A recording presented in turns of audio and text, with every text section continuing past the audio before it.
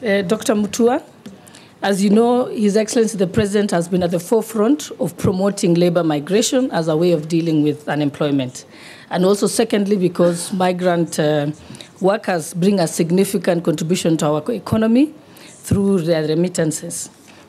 And then you have also been Cabinet Secretary of Foreign Affairs and Diaspora Affairs. So we'd like to know how you leverage on those contacts that you made to be able to promote this.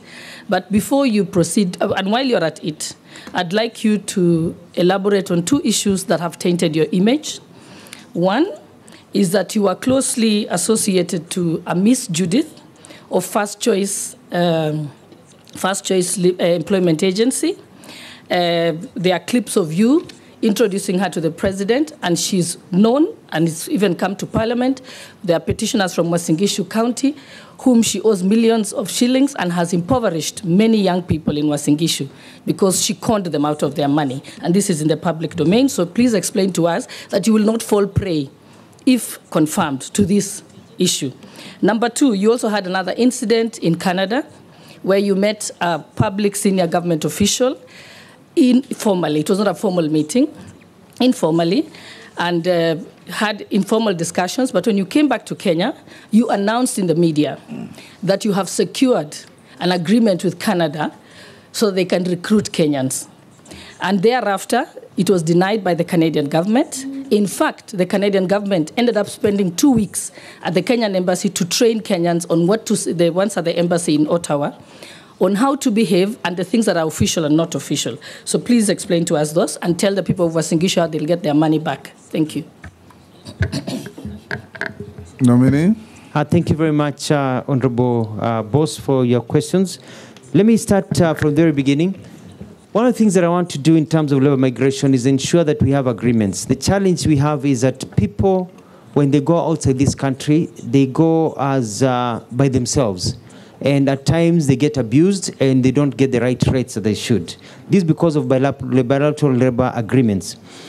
We have only signed 4, which were signed even before this government got into place. And we have another pending 16, 17.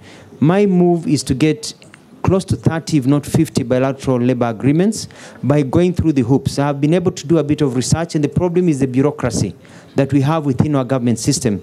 By working with my colleagues, and I'll bring it up to cabinet if appointed, if passed the vetting by this house, is to ensure that we break the bureaucracy so that we can move faster in terms of processing bilateral labor agreements so that we can be able to get into that.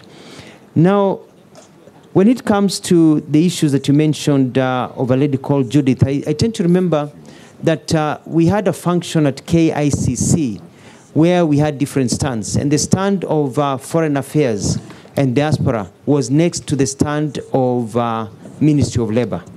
And I'd never met this lady in my life.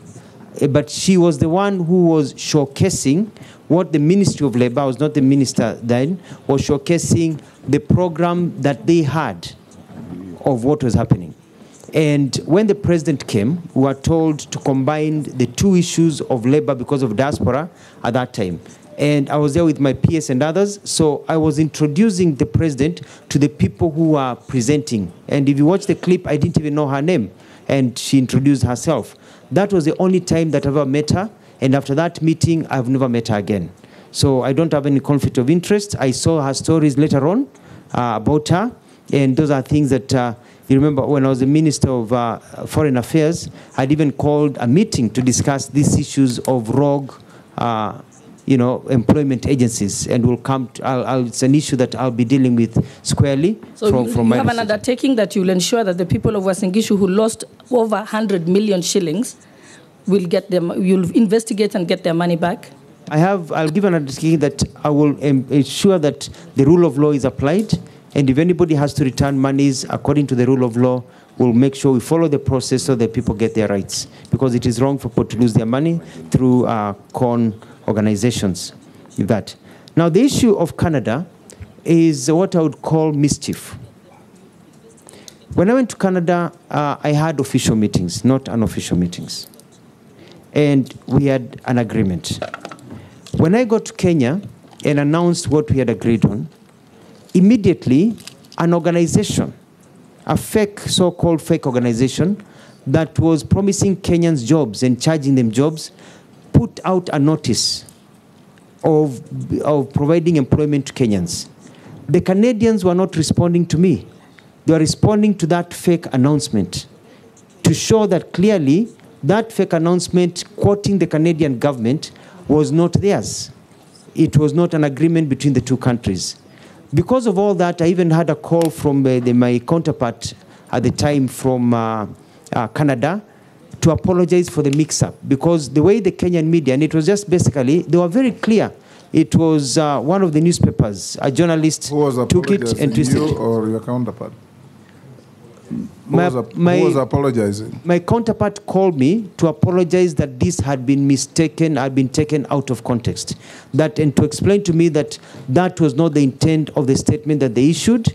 Actually, they were supporting the agreement and the discussions that we had about fighting fake people who have been misleading Kenyans all over, quoting the government of Canada, to say they were not aware of that issue. And we're able to sort out that issue and move on and be able to actually establish systems, which I can discuss later on, about getting seasonal workers to go to these countries. So what is the position with Canada now? See, when you left the ministry, what was the position on that point, on migrant workers? The position of Canada now is that one of the bilateral labor agreements that I'll be following up is that Canada does not sign bilateral labor agreements as a nation with countries, but the provinces, according to their law, are the ones that sign agreements. And what we had agreed about was about getting seasonal workers for Canada. Canadians are looking for seasonal workers so that during the summer, you can go there, you can work for six months or so, and then go back to your country. They already have many seasonal workers from lots of South American countries, from the Philippines, and even other Asian countries, but they don't have many or any from our country. So that is something that is still in process, and it is quite exciting because I got information from some colleagues and some friends from Canada when I was nominated for this position, saying at last now we can revive the conversation and continue from where it was left. Before the next